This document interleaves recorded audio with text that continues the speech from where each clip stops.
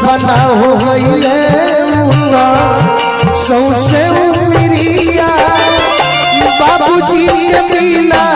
सुना भइल बा करिया